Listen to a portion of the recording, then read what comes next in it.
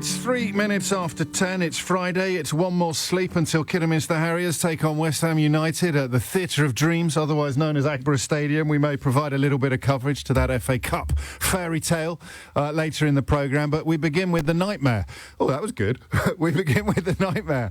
The nightmare on Downing Street, as the senior aides, the most trusted lieutenants, continue to head for the door. The problem with trying to defend a liar is, of course, you have to lie. The only way, I think, you can really defend a liar is by lying. The only way a liar can defend himself is by lying. Johnson claiming completely erroneously and in direct contradiction of the words that he actually said out loud in the House of Commons, that he's not and never was offering up any personal criticism of Keir Starmer when he talked nonsense about the Jimmy Saville CPS decisions.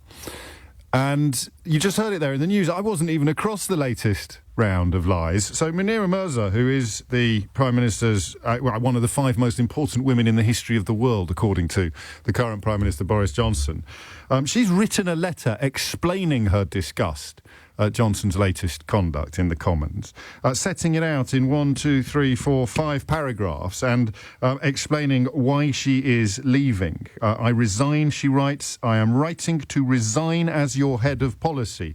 You are aware of the reason for my decision. I believe it was wrong for you to imply this week that Keir Starmer was personally responsible for allowing Jimmy Saville to escape justice. You could not have it any clearer, black and white. But you get a phone call from a radio station or a newspaper, and it's your job as a lick-spittle-in-chief, it's your job to defend him. So you start claiming that she has actually been fired, or it is all part of a shake-up at number 10 Downing Street, or Boris Johnson is exercising control. Just pause for a minute to think about how crackers that is. Here is a resignation letter. It was an inappropriate and partisan reference to a horrendous case of child sex abuse. You tried to clarify your position today, but despite my urging, you did not apologise. Absolutely clear. And yet, if you're going to try and defend a liar, you're going to have to lie, which involves being wheeled out this morning to claim that this is actually a defenestration. It's sandwiches wrapped in a roadmap moment rather than a resignation undertaken in complete disgust. And she, of course, has been joined by 4 others. Who knows whether or not Boris Johnson has had a sudden discovery of clarity and or leadership, and some of the other 4 who quit in a single day. Another one's gone today. Dan Rosenfeld, Chief of Staff, Martin Reynolds, Principal Private Secretary and Twisted Party Starter, and Jack Doyle, the Director of Communications, who I presume came from the Daily Mail, and if he follows the path taken by the last Director of Communications that came into Boris Johnson's Downing Street from the Daily Mail, he'll go and get a job as Deputy Editor of Rupert Murdoch's Sun. And you sometimes think I exaggerate when I tell you how incestuous it all is. And then another one, I can't even remember, it's so hard to keep up. Another one's gone today. Why? Why? Here is Boris Johnson describing how Boris Johnson generally operates in moments like this. I think my theory is I've got a brilliant new strategy, which is to make so many gaffs that nobody knows which one to concentrate on. So they cease to be newsworthy. They cease to be newsworthy. You completely outgeneral the media in that way, and they despair. They despair, and so what you do, they leave you alone. You shell them, you pepper the media. What you do is you got to pepper their positions with so many gaffs that they're confused. It's like chaff, it's like a helicopter throwing out chaff. And then you steal on quietly and drop your depth charges wherever you want to drop them. So there it is, straight from the horse's mouth. But this particular gaffe has really backfired, if that indeed was part of a sort of dead cat strategy. Apart from, I think, 2 Daily Mail columnists and a partridge in a pear tree, absolutely nobody sentient with a functioning intellect tried to defend this particular debacle, this particular disgrace. And I said to you earlier in the week that the reason for that was because it was categorically Trumpish. Now, this may be the beginning of an answer to the question that I'm about to ask you. The question I'm about to ask you is, why this? Why would somebody like Munira Mirza, who's been with him since he was mayor, fall on her sword at this point in proceedings, when she has gone along and indeed enthusiastically applauded all manner of other horrors undertaken by her boss. I don't fully know, because the moral compass that I'm about to deploy to describe why this particular action was so despicable is not one I can imagine her having in her back pocket. I think that this was a bit like Donald Trump claiming that he'd won the election. I think it was a lie so egregious and so huge, and of course it was committed in Parliament, it was actually committed in the House of Commons, that it actually created, for the first time in the minds of people who were still under Boris Johnson's spell, it created the question of what on earth will he do next? Where will he go next? If he will do this, if he will stand up in the House of Commons to lie about a man who received a knighthood for his services to the legal profession and deploy the foul crimes of one of the country's most notorious sex offenders in an attempt to score some cheap and temporary political points, I presume this is Munira Mirza's thinking, then what on earth will he do next? I mean, this is a question many of us have been puzzling with, in my case, for the best part of over a decade, best part of a decade and a half. What will he do next? How low will he go? In his personal life, obviously, and in his professional life. And you realise he calls them gaffs. They're not gaffs.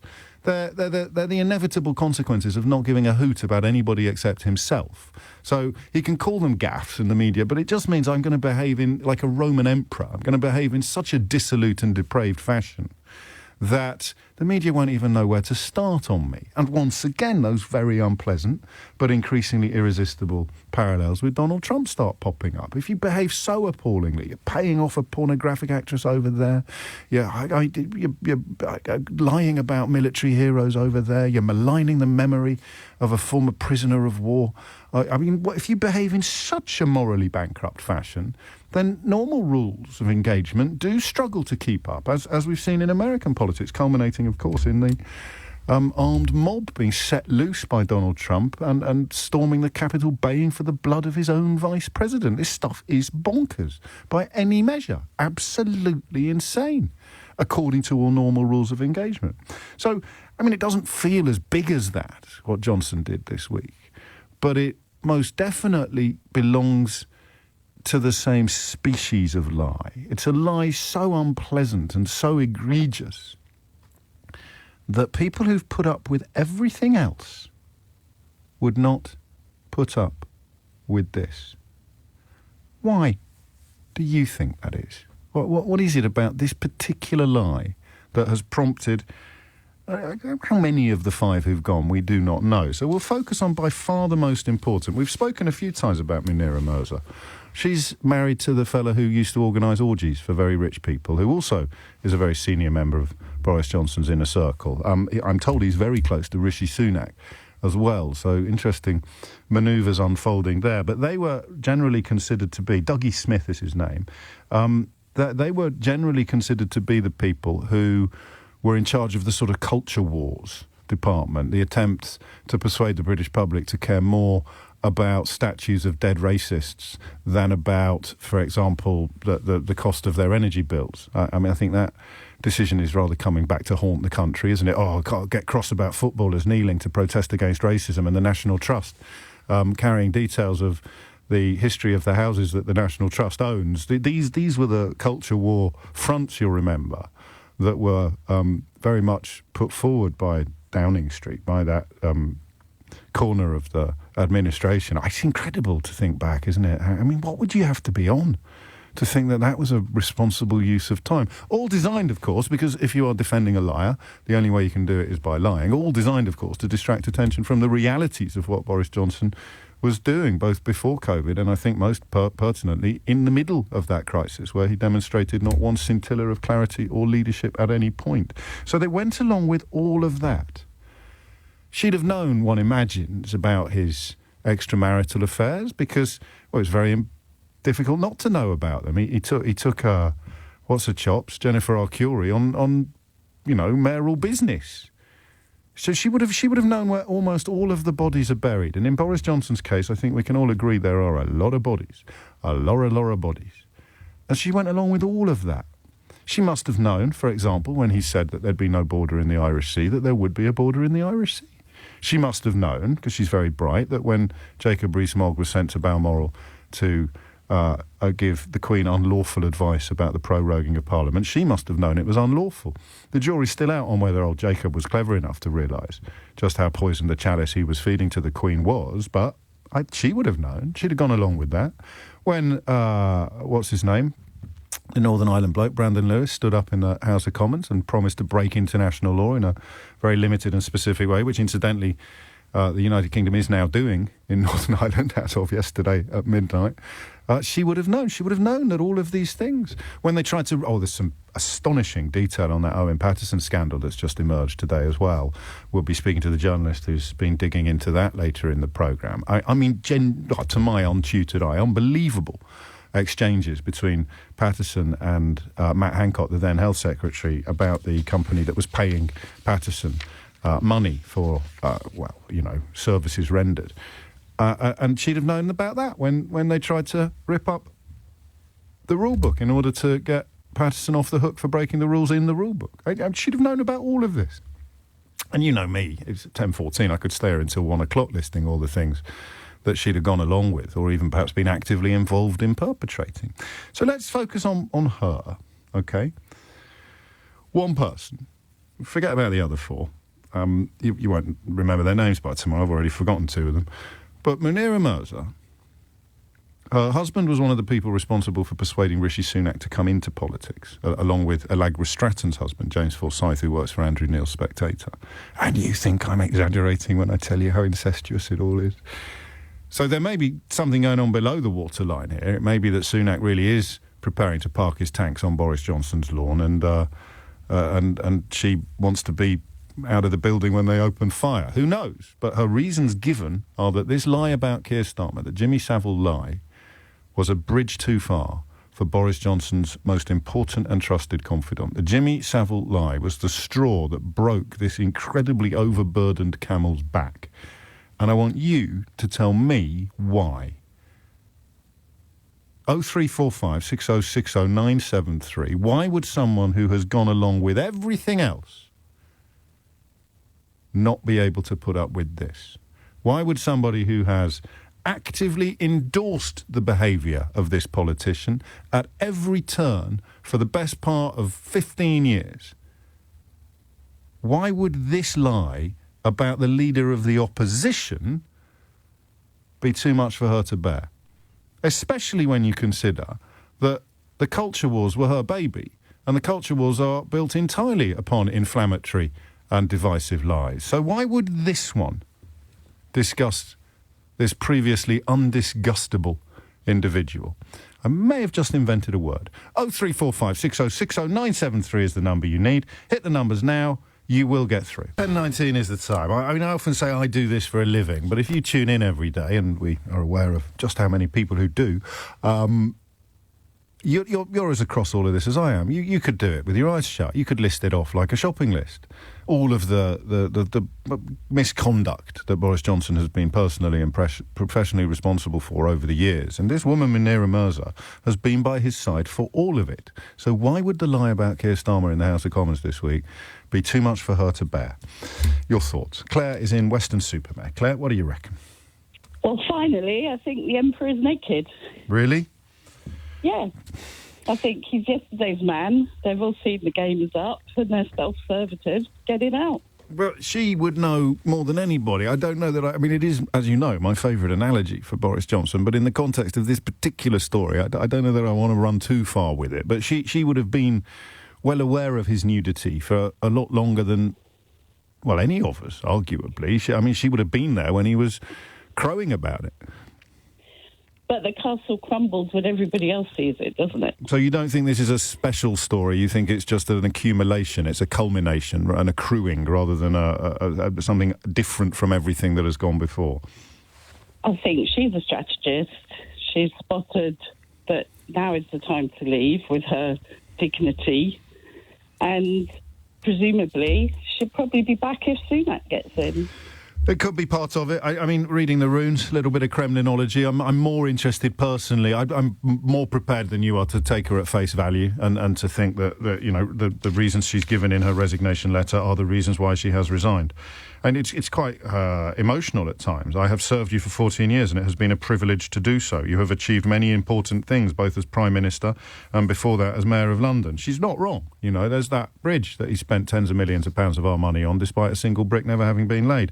You are a man of extraordinary abilities with a unique talent for connecting with people. It doesn't sound like somebody who is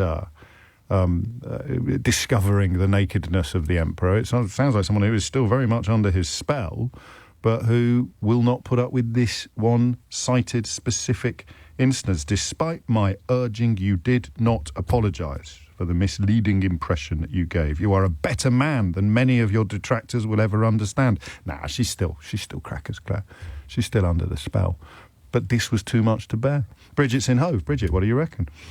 Hi. Well, I think it's the not taking advice that probably really caused her to walk. She knew it was egregious. And probably also thought it was stupid. And he went ahead and ploughed on with it and did it anyway. But that's his whole modus operandi. She's been standing by his side when he's done it a million times before and refused to apologise, refused to back. But maybe he's always taken her advice, and this time he hasn't.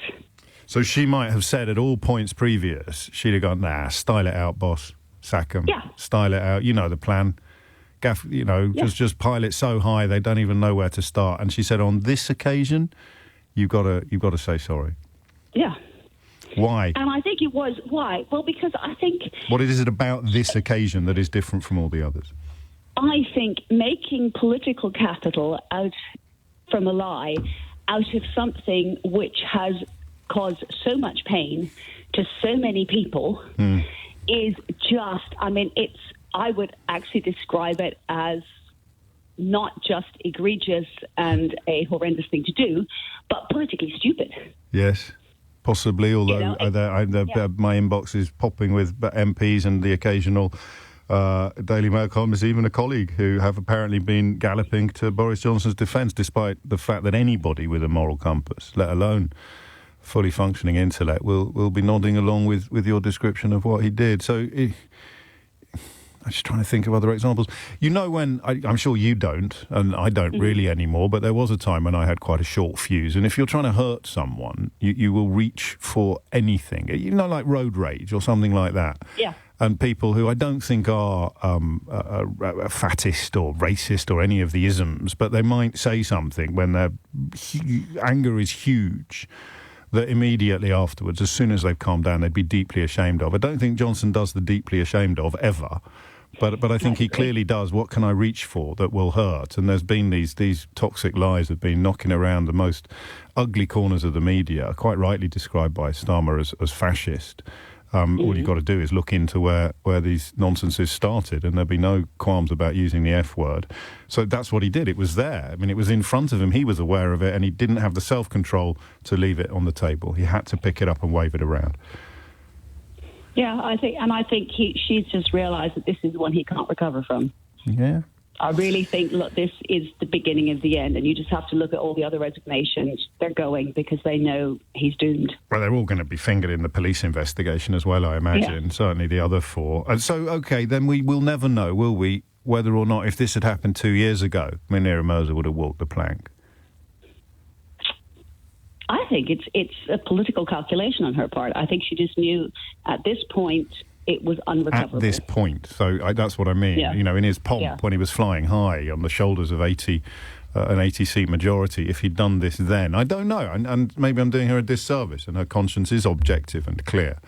But it can be, probably missed this in the introduction, it can be both a culmination of circumstance and a breach of normality. So it can be, this is worse than anything he's ever done before. But the reason why I'm not going to forgive it this time, or go along with it this time, is also includes all the other stuff. I don't know. Bridget, thank you. Seamus is in Wallington. Seamus, what would you like to say? Good morning. Hello, Seamus. I feel like I've crossed the ultimate line, to be perfectly honest, in phoning your show this morning, because my politics don't align with your good self, James. I feel physically sick. I've I feel really, really hurt by what this man is doing. I've voted Conservative all my life. I'm 59. I believe everything for me is about how you manage finances and the economy. Right. I've never trusted Labour. But I think the office of Prime Minister is a privilege. It's the ultimate privilege. And I think it requires morals, it requires integrity. I'm pleased what she's done. I don't know the true reason why she's done it, and that's your question. I hope it's because a line has been crossed and everything is unacceptable. I don't have any love for Keir Starmer at all, but I want to criticise the man and his policies and his political behaviours, and to tell lies, scurrilous lies in this way. You can't have it, and I feel really hurt. I can't believe that we've got to this point in the Conservative Party. I voted for him. I wanted to get Brexit done. I thought he was the man to do it. I'll hold my hand up and say that I've turned my eye away from a lot. But I don't want to anymore. I think a good man, it has to be, or a good woman, Yes. Of integrity and moral and truth, has to lead our country. We are a fantastic country. I agree We're with a you. fair country. Yeah. We're a proud country. We're decent. We always have been decent. We stand up to lots of things that are wrong. But this guy is taking us, I don't know. I hear We're you. really upset. I know you are. I know you are, and that's why I'm going to be very respectful, even though I think a couple of the things you've said, people will be expecting me to pounce on like a cat, like the Downing Street cat. But you're struggling here. You're suffering, and I understand why. You've been profoundly let down by somebody in whom you'd placed a lot of trust and a lot of faith, and you're taking it very personally, I think. I am. Well, I love our country. Yeah. I think what was it? the Queen and her on her own, that image of her on her own at her husband's funeral. Well, these guys were. I don't even want to talk about it. To be honest. Fair enough. Can I ask you one question then? I think because you clearly listen to the show a bit, so can I ask how can you possibly be surprised? Would you let me ask you that? No. I think I heard a click. I just feel stupid, James. No, you're there. I lost that, mate. I don't know what happened to the phone line. Sorry.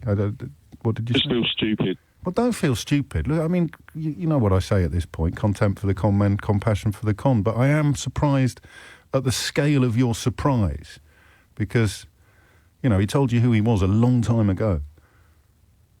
It's not, James. Yeah.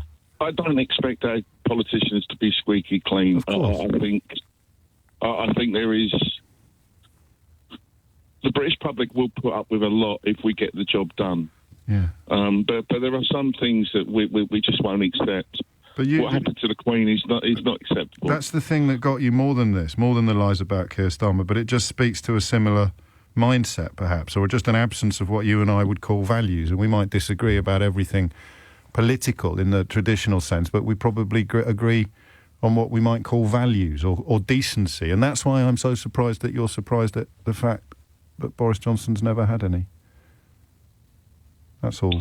You know, I've heard what you do to people on the show, James, and I'm sure that you can. I'm not doing it to you, am I? I'm sure you can. I'm sure you can take me apart, but I'm not going to. Because it's contempt for the con men and compassion for the con, Seamus. Compassion for the con. Values and principles and decency. I am prepared to turn a blind eye in some respects to get the job done. I thought that we were in a terrible state with regards to Brexit. I thought that we were on the brink of ending as a party if Brexit was not done. I literally thought we were disintegrating. Yeah. I thought he was the man to get us over the line. But I can't. There are some things I don't like. we've lost a lot of people in this pandemic, and I feel a lot of what's been done is flies in the face of decency. I've made a lot of mistakes in my life, but one of the things that I do is I'll put my hands up and I'll look people in the eye and I'll tell the truth. I think it's really important to be a decent person.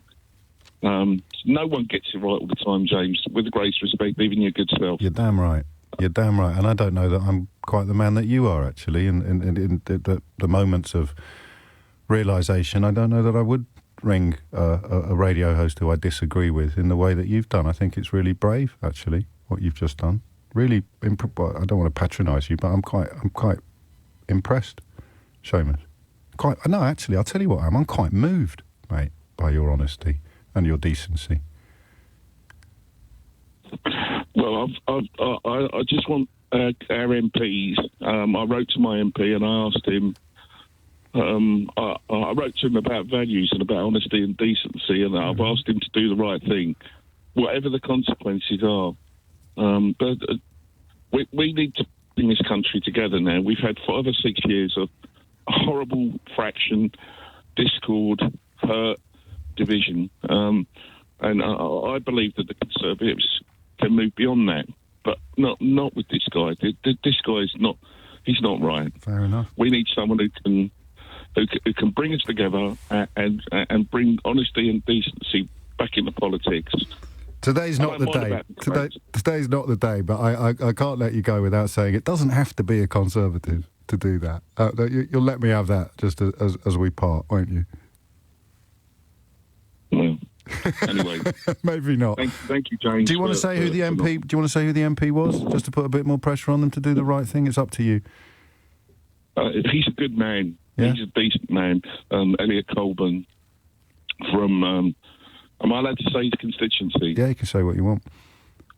He's from Carshalton and Wallington. He's a good man.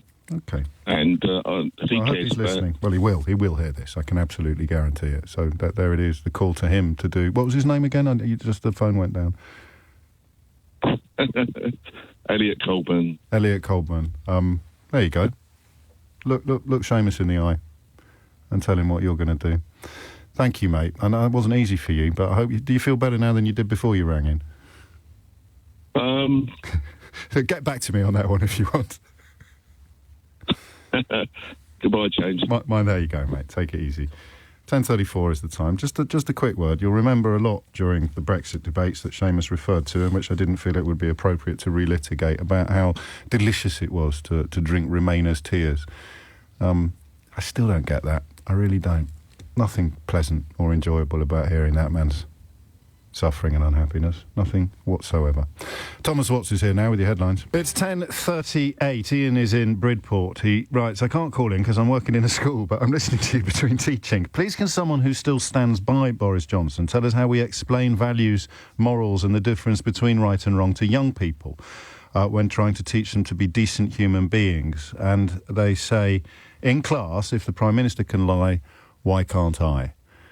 Crikey. That's not a bad idea, is it? I mean, we've got plenty to be getting on with. A lot of love coming in for Seamus. It's not undiluted love, obviously. Some people suggesting he is reaping what he sowed, but I think this is not kind of space in the British media. God knows we need a few spaces like this where everything has to be a furious battle to the death. I think the common ground that we discussed earlier this week about the things that everything is built on, the most basic of foundation stones.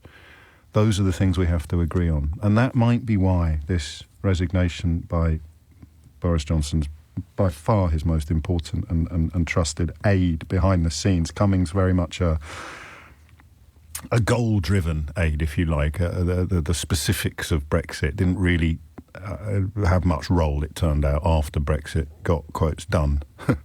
End quotes. And my goodness, you certainly have been. But Munira Mirza there since City Hall times, up with this she would not put. And the why of it may well be what Seamus touched on there, the values, the things that we have to all agree on if we're going to have a functioning democracy. Michelle's in Rotherham. Michelle, what would you like to say?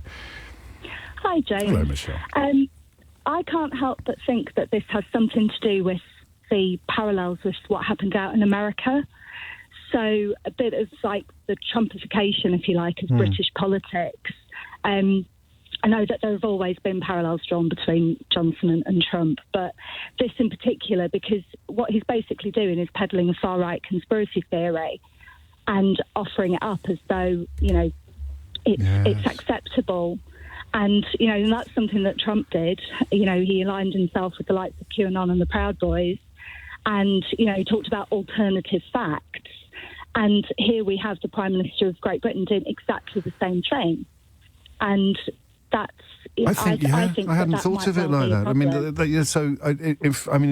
Maybe Starmer should have stuck with far-right conspiracy theory rather than fascist. I don't know. I think...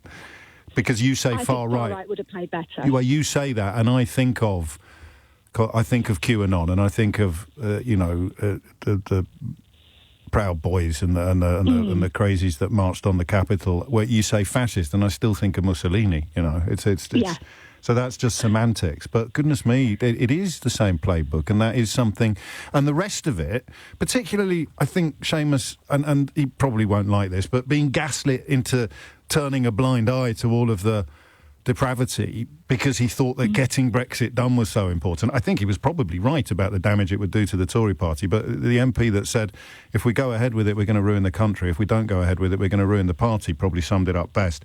That bit of it is different. You can put up with that because that is politics. It might be at the outer fringes of politics as normal, but it is still politics as normal. This is our goal. This is going to get us elected. This is about winning. This is about... But that lie about Starmer was something different entirely. Yeah, it just goes beyond, doesn't it? Because, there is always a political balancing act, and you do have to think about, do you really want to oust yet another party leader? We're on our third one already. Do we really need to go get a fourth? But this is beyond. And it's the fact that he won't pedal back on it. He just keeps... It's just so blatant. Even now, she writes, even now, I hope you find it in yourself to apologise for a grave error of judgment made under huge pressure. I appreciate that our political culture is not forgiving when people say sorry, but regardless, it is the right thing to do. It is not too late for you, but I'm sorry to say it is too late for me. Yours sincerely, Munira. Wow. Yeah, absolutely. Fits with what you're saying.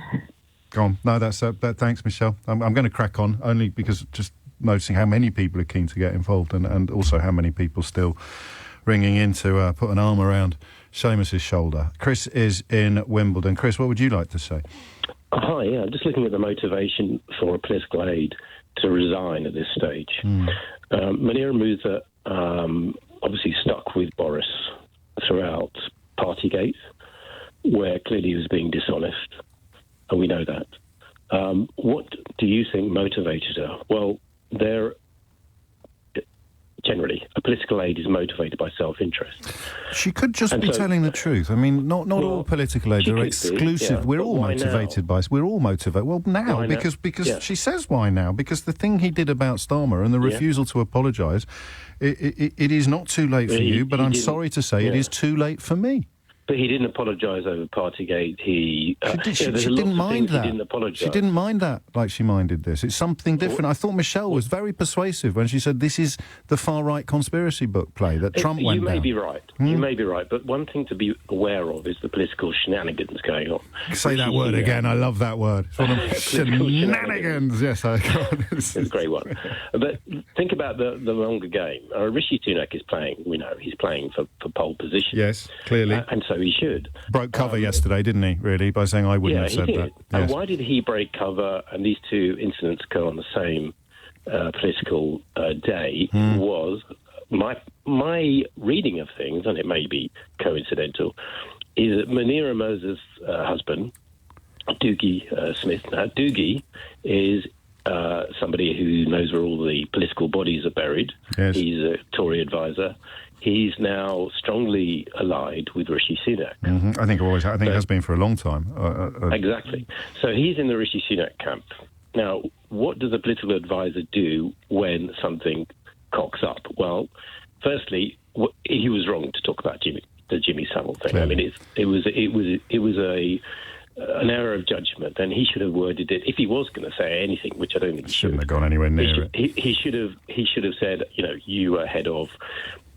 In terms of the way, let's say Boris Johnson, let's hypothecate that he didn't attend any parties, but all the parties were going on.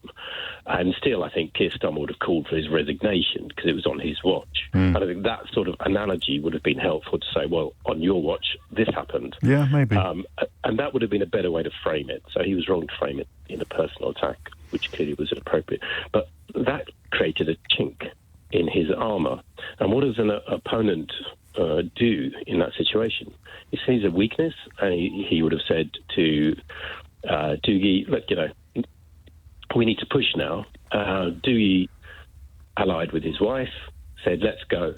This is it. So they've pushed the button. And so this is all political shenanigans. It's nothing to do with her moral high ground that she suddenly realises too much. I don't buy that. No, it's a very strong analysis. Would you allow me to suggest that you've pushed me now to a 52-48 ratio on what I think the correct answer is? I think 52% I'll give her the benefit of the doubt, 48%, and I'd probably have to concede that the facts may fit your analysis better than mine because I'm using my feelings. I want to believe that even somebody who's been at Boris Johnson's side for 15 years is possessed of a moral compass, and that the standards and basic requirements of decency do apply across the board. But your analysis certainly fits the facts, Chris. 10:46 is the time. After the break, we're going to bring you up to speed with an astonishing bit of journalism being done with regard to Owen Paterson. You remember him? And his interventions on behalf of the company that was paying him. But, of course, he's not allowed to lobby the company that was paying him, and interventions he undertook on that company's behalf, I would say, with Matt Hancock, the then Secretary of State for Health. And I think even by the standards of the current political climate, this one might make your hair stand on end, if you're lucky enough to have any hair. It is 4 minutes after 11. You're listening to James O'Brien on LBC. Quite a few very interesting contributions coming in. I know it's supposed to be one of my New Year's resolutions to pay a little bit more attention to the old inbox. I do my best. Some days I get carried away from it. Some days I try and sort of wheel back to it. A tweet from Gary. James, how do you know that Munira Mirza didn't mind about Johnson's Partygate lies? She didn't say she didn't mind. She almost certainly did mind, but isn't minded to say so. And she isn't minded to lie to the Metropolitan Police.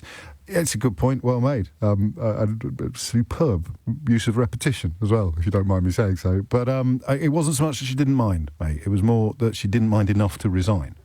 Whereas the lies about Keir Starmer's role in the non-prosecution of Jimmy Saville proved to be a point of no return for her. And politically, I wonder why. A little more on this. And then turn our attention to the bloke next door, whose name has popped up quite a few times in the course of the conversation today. I don't mean Alexander Armstrong, who's currently presenting on Classic FM. I mean Rishi Sunak, next door to Boris Johnson, not next door to me. Because he's been telling you to live within your means. And he is also possibly the richest MP there's ever been. There's a bit of confusion about just how wealthy he is when you twin his fortunes with his wife's.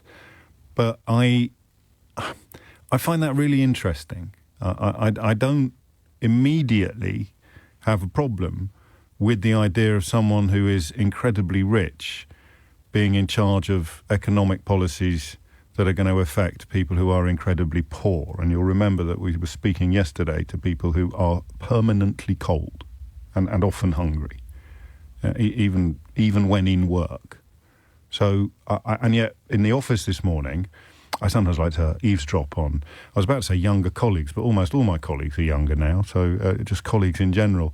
And a genuine sense of sort of, not quite outrage, it was more a sort of disbelief that Rishi Sunak was telling them to live within their means. Quite a few people mentioned, but did he really have a coffee cup that cost over £100? How can you have a coffee cup that costs over £100? I've got probably the biggest cup you will ever see. I'm holding it in my hand now. You will be familiar with it from my viral clips. But it cost about £4 from Tiger. How can you get a coffee? How big is a coffee cup that cost over £100? So I might get onto that later. I like it. I don't want to do it in a kind of, politics of envy kind of way. The governor of the Bank of England, or one of the head honchos at the Bank of England, made a pertinent point about pay rises earlier and the relationship in the short term between pay rises and inflation. So, I mean, that is a perfectly sensible intervention, albeit that I suppose if you wanted to, you could pretend that it was evidence of being out of touch. But a chancellor who's worth, I mean, it might be billion. It's certainly his father-in-law is $1 billion, telling you to live within your means. I'm going to try and defend that, okay? I'm just giving you advance warning. I'm going to try and defend it, and you are then going to either agree or disagree, because that is how it works.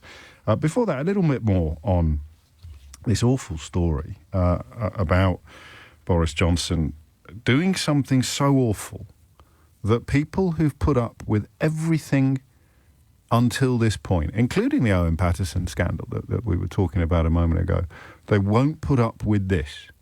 Why not? Richard is in Turnham Green. Richard, what would you like to say? Right, a series of bullet points. First of all, remember that the Munira Mirza letter was leaked. And the question is, who leaked it? Oh, she did. I mean, we don't know. Yeah, but it certainly would have been Johnson or his supporters, because they wouldn't have wanted that public. It'll be her. So I think a prime suspect is Munira Mirza herself. Absolutely, yes. Right. Now, why did she leak it? Because she knows how Johnson operates, because she's operated for him, and she knew she needed to get her retaliation in first. And what's happened is what she expected was what's happened. They've come out this morning saying that she was sacked, which I'm sure is a lie. I don't believe that for a second. Well, two things. Two things. Was it leaked? I mean, was it not just? Did it not come out through normal channels? I don't know that I did. I don't know. I heard it was leaked. Okay. Well, we'll let that stand. True or not, I don't know. No, it that's came fine. Out anyway. And have they specifically said she was sacked? Haven't they come out and said, I'm not marking your homework? Isn't it more? They've spoken about all 5 of them being a general rebuilding of the office. They haven't specifically said that Munira Mirza got fired. I thought they had, but again, I'd be corrected on that. Yeah, but I mean, it's still truth twisting, isn't it? They're trying to create the impression. You heard it in the bulletin. A minister has come out and claimed that it's a staffing exercise. Anyway, now motive. You want to know what's the motive? Yes. Now, why now? Okay. Yes. You ask. She's put up with all of this stuff since he was mayor of London, and sort of turned a blind eye to it. Yes. What is the difference in the situation now? It's very, very simple. Is it? Right up until now, and I mean it, until a day or so ago, certainly before this Jimmy Saville slur caused such a problem, he was a winner. He was always going to win, and I wouldn't have betted against him, surviving this. No. I think she can see that he's now a loser, and she's not the only person. I think her letter is perfectly genuine. I read it, very genuine. Her language is genuine. I agree. She gave him advice. He wouldn't accept the advice. She sees it's a disgusting thing to do. But on top of that, she can see that she's standing on the deck of a sinking ship and she needs to get off. That's the timing, because he's now a loser. So there's nuance here. So it may be that this wouldn't... It's a combination of things. Yeah, so it doesn't mean she's being dishonest or disingenuous. But it may be... I think she's genuinely offended by it. But she may not have been offended enough to resign at points previous. If she couldn't see that he was going down. And it also raises the question of where's he going to go next? And she's going to be there, and she's going to know... I'm not sure she'd be bothered about that, to be honest. Okay. How can you predict? Anyway, one other thing. One of your callers mentioned QAnon. Yes. And what I'd like to point out is that this slur on Starmer has been going around since he was made Labour leader in April 2020. Yes. There are social media posts about it from that time. Yes, that's the point she was making. Doris, who is completely second-rate and wouldn't be in any decent cabinet in British history. Steady on. Nadine, no, I'm being serious. I think she's really second-rate. Yes. I mean, it's an astonishing irony that she's, whatever it is, Minister for Culture. Yes. I mean, please, let me out. Would I be right in thinking that you don't listen to this programme on a very regular basis? I listen to this programme a lot. Oh, okay. And one of the things I want to tell you, sorry, it is slightly off the post, I want to congratulate you, because it is a great programme. Well, thank you. Yours particularly, but the other contributors are all very good as well. That's very kind And of you. some are more right-wing and some are more left-wing. They are, yes. You get very interesting conversations. You get very interesting contributions, very knowledgeable contributions, and you are also very, very well informed, which may be down to your research department. I don't know, but it might be that you're very interested in things as well. Have you met Keith?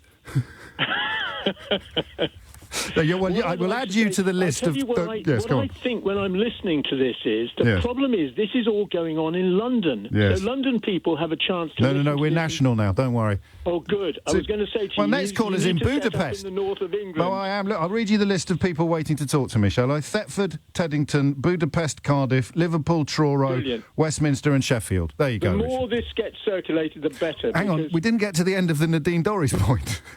Oh, go on, why? No, why did you mention her? Just randomly, or did she have... Well, no, because she's been peddling this. It's not a new thing. No, I know that. What actually happened is this has been going around. Nadine Dorries obviously talks to Johnson and probably mentioned it to him, or maybe he saw it for himself. It is linked. British followers of the QAnon conspiracy theory share this slur. This kind of thing. So it is linked to QAnon, and... I think he just came out with it in desperation. He's a person who shoots his mouth off, and he should keep his bloody mouth shut a lot of the time and have a think before he says things. Yes. But he doesn't. He does things because he's got an overweening self-confidence. He just comes out with things. He's done it throughout his history. Remember the way that he offended everybody in Liverpool by the remarks he made. I do. About Yes. Hillsborough or Heysel? I can't remember which. It was Hillsborough. Well, he described the Liverpool. in Liverpool. I don't know if he wrote it. I don't know if he wrote it or whether he was editor of The Spectator at the time, and Simon Heffer wrote it. Or so I'm going to do someone a disservice. I don't remember the full details. But yeah, Richard, we can sit down. I'm not far from you in West London, and we could compare notes on this catalogue of calumnies, corruptions and catastrophes that Munira Mirza was perfectly happy to go along with, but not this one. And I just wanted to double check on the Nadine Dorries point. I mean, she has shared a video from a far-right Twitter account that falsely claims Sir Keir Starmer obstructed the prosecution of grooming gang members when he led the Crown Prosecution Service. Downing Street spokesman said the MPs, including Nadine Dorries, had been spoken to by whips after sharing the misleading 22-second clip. The video was shared by Dorries as well as the Telford MP Lucy Allen and Maria Caulfield, who represents Lewis. All commented at what the video purported to show, with Dorries calling it revealing. A Number 10 spokesman said these tweets have rightly been deleted. The MPs involved have been spoken to by the Whip's office and reminded of their responsibility to check the validity of information before they post on social media sites. And of course, not long after that, Boris Johnson put Nadine Dorries in charge of social media legislation.